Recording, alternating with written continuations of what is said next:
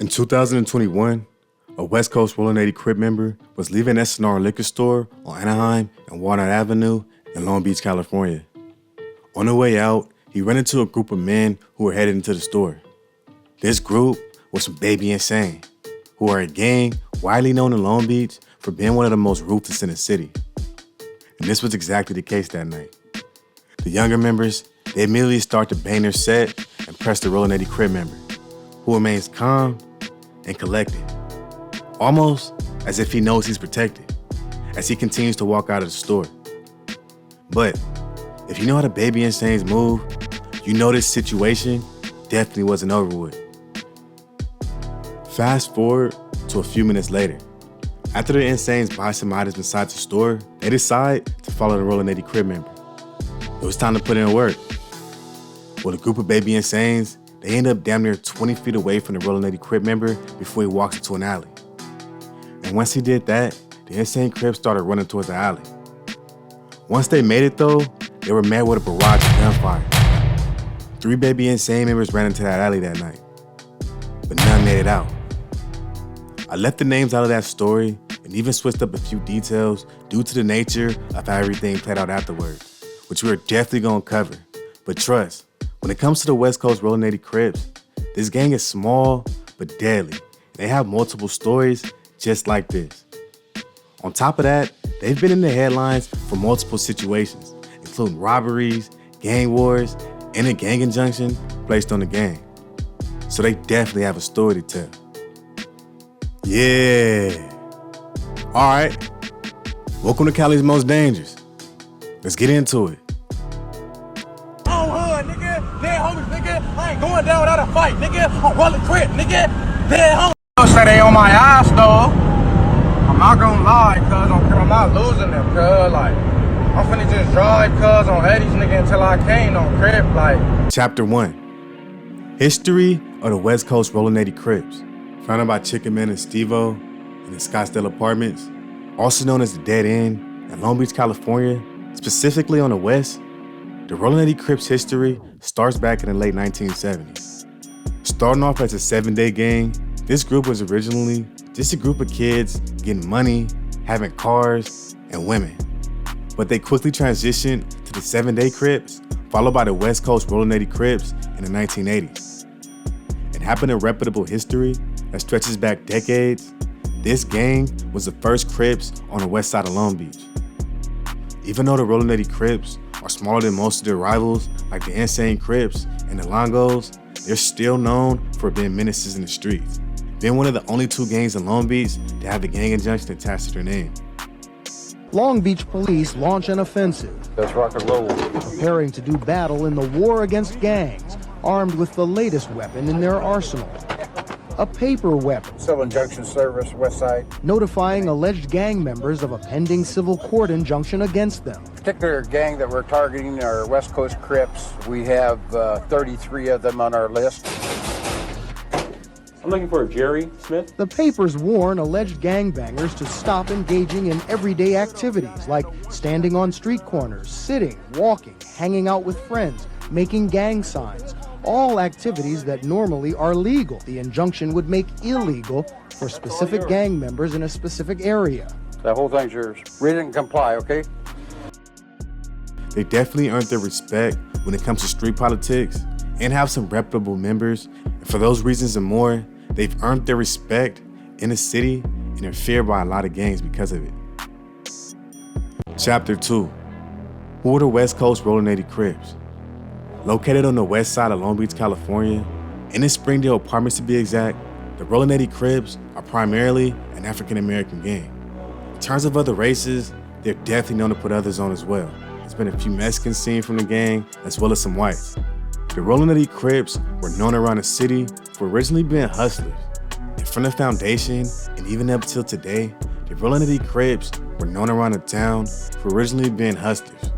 You have prominent dealers, jackers, and robbers coming from this gang. And even though the 80s have had a transition from being a hustler gang to basically terrorizing their enemies, they're still known for these activities. We now know it was a donut shop worker who gunned down one of 2 suspected robbers at the Lancaster store this morning. CBS 2's Jasmine Veal is live with that story. Jasmine? Yeah, and Sharon, you can see it is still roped off, and cleanup is now underway as detectives say 2 suspected robbers smashed through that front door of the donut shop early this morning. One shot and killed by that worker who was getting ready to open. 2 suspected robbers stopped in their tracks after barging into this small family-run donut shop along 15th Street West in Lancaster.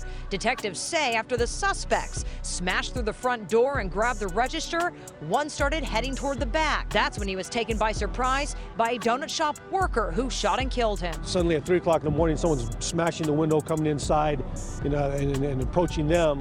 And so they felt, I guess, they needed to defend themselves. The other suspect ran away, leaving everything behind, including the getaway car still parked in front with the trunk open. I don't think the place is ever going to be the same again. That's what I'm worried about. Ernie Faybush is one of the many loyal customers who stopped by Sugary Donuts this morning, a business that's been here for 2 years. The owner, Sophia Phim, raced to the crime scene this morning and told us off camera it was her mom and stepdad inside. Sam does all the baking. That's the owner's stepdad.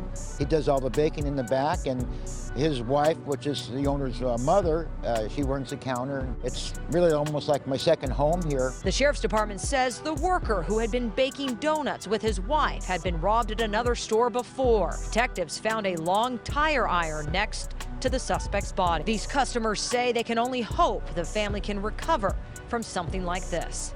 This situation played out in 2017, and it personally hit home for me because the suspect who died was my cousin. Rest in peace to Patrick Short, or Porter for what I called him. I promise, I'm gonna keep your name alive, that's my word. The media painted him as a villain, but I personally knew him as a stand-up individual with a lot of potential. I just wish he would have made the most of it before he left this earth. I only gave that story as an example of how the 80s are known for different licks around Los Angeles and beyond, but also to add some context on how this gangbanging lifestyle can be detrimental to everyone, directly or indirectly involved. Patrick, he was actually from Rollin 30 Crip, and the other individual was from Rollin 80s. As I'll explain later, Rollin members tend to roll with each other when it comes to alliances. In regards to the other person, nigga, no, I'm not snitching, and I'm definitely not saying a nigga name, but he literally gave an interview talking about it, which is crazy because the West Coast Rollin 80s are usually tight-lipped when it comes to their crimes. They're known for a few cold cases, and you don't hear them personally telling you those type of stories at all. But hey, to each his own, I guess. Anyways, on top of that, they're known for several drive-bys, killings, and known setups as well. All these violent acts led up to them being targeted by local law enforcement and ultimately causing a gang injunction for the West Coast Rollin 80 Crips. Due to the gang injunction, crime on the west side of Long Beach has dropped, but still, a lot of the shady activities and violence that goes on in this neighborhood is still due to either the Longos or the West Coast Rollin 80 Crips. For example, on February 27th of 2009, J&T went to a liquor store in Long Beach, California, and upon approaching the store, seen Derek Deion Houston, a member of the West Coast Rollin 80 Crips, hanging out in front. Once close enough, Houston says, "It's West Coast Rollin 80 Crip hood. Where y'all from?" And the 2 men responded they are not from a gang and entered the store. But right after that, Houston entered the store and said, "I wish I had my burner on me," as he reached into his front waistband, but eventually walked out of the store. After buying items, the 2 men left the store where they saw Houston outside on a bicycle putting on some gloves. But they didn't think anything of it. The 2 got into their car and started it. And as they did that, Houston rolled up on the driver's side door, placing his bicycle between the door and the car so the car door couldn't close. Houston then told the man he was gonna rob him, and he had a gun, placing his hands between his waistband, then telling the driver to turn the car off. The passenger, he immediately gives him his last possession, which was his only dollar, and Houston snatched the driver's chain and pinned it off his neck, which puts the driver in panic, so he puts the car in reverse and accelerates, knocking Houston down before speeding away. That's just one example of how things can end badly for you if you're caught up in the wrong neighborhood. Thankfully, the 2 victims made it out alive, and Houston ended up serving a few years for this crime. Chapter 3, Danger Rating for the West Coast Rollin 80 Crips. Looks like he might have got stuck. There you go. There you go. 4 suspects out running. No, he didn't. Just out. He basically got stuck. He got five suspects in that vehicle out running right now. And this is the thing. And now they're starting to split up. This is going to be very difficult. We're going to follow most of the group and try kind of just keep along. I never saw which one was the driver, but it does look like they seem to know this area because they're stopping right there, talking to each other. A couple of them starting to walk slowly. The Rollin 80 Crips are going to receive a danger rating of an 8 out of 10 based on their reputation on the west side of Long Beach. Don't let this score fool you though. The Rollin 80 Crips are known for getting money. They hustle, whether it's a lick, a robbery, or selling whatever. The Rollin 80 Crips name is mostly attached to that factor of gangbanging. But they have multiple storylines when it comes to how gangster this gang can get. Along with known for being hustlers, this gang also has known rumors of multiple murders, setups, and holding down their neighborhood with the iron fist. Chapter 4, Allies and Rivals of the Rollin 80 Crips.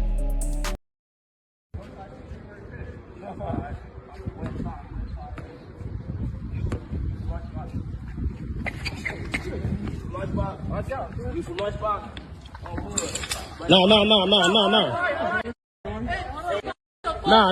don't do that, cuz. Hey, back up, cuz. Back up. Back up, cuz. 80 Crip, back up. Oh, okay. The Rollin 80 Crips have a few allies due to them being a part of the Rollin O car and affiliated with the neighborhood car as well. So naturally, they're going to be close to the East Side Rollin 20 Crips because they're both Rollin O members and the only 2 in Long Beach. They also get along with the Harlem Rollin 30 Crips, the neighborhood Rollin 40 Crips, all the way up to the Rollin Hundreds. In addition, they're also Deuce Car members. So they're going to be cordial with gangs like the East Coast Crips and Mafia gangs too. Other than that though, it's pretty much smoke with everybody else. Because of that, the Rollin 80 Crips have a large number of enemies that spread throughout Long Beach and beyond. They beef with the Insane Crips hard, SOS, and the Northside 2 Ends, who they actually used to have a cool relationship with until gang politics led the two to being enemies. And with numerous stories coming from the gang, the Rollin 80s have a reputation for being ruthless with their enemies. But there's one enemy who damn near makes it on the list for everyone's top rivals in Long Beach, and it's definitely gonna be with the Longos. Chapter 5, Beef with the Longos. The beef with the Longos and the West Coast Rollin 80 Crips can be traced back to the 80s. Back then, there were small issues with the Longos and the West Coast Rollin 80 Crips in the 80s due to the new influx of drugs, which meant for fights over territory. But the beef with the Longos really took off in the 90s due to drug money and because there was a lot of racial tension in Long Beach at the time. The Rollin 80 Crips and the Longos, particularly the West Side Longos, were going to war. You had fights, riots at school, shootouts throughout the day and night, cars set on fire, drive-bys and killings. It got so bad to the point where in 1997, the city of Long Beach filed a permanent gang injunction against both members of the 80s and the Longos. The beef, however, is still going strong to this day.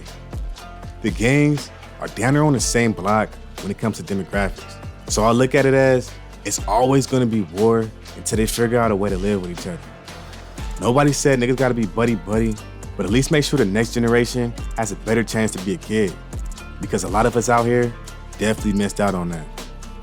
Chapter 6, Prominent Figures from the Set. In terms of prominent figures from the West Coast Rollin 80 Crips, they have some OGs that are known in Long Beach, like Rome, who was one of the founders of the 7-Day Crips, who eventually turned into the Rollin 80s. But they also have some rappers who have been coming up doing their thing as well. You got SD the MC, Coastboy Gutta, Soli, and TB the Gunslinger. All these niggas is hard too, I'm not even gonna lie. TB the Gunslinger has a distinctive flow. Soli is crazy at telling stories, and SD the MC, he's a dope rapper with an old school flow. Also, it's Coastboy Gutta.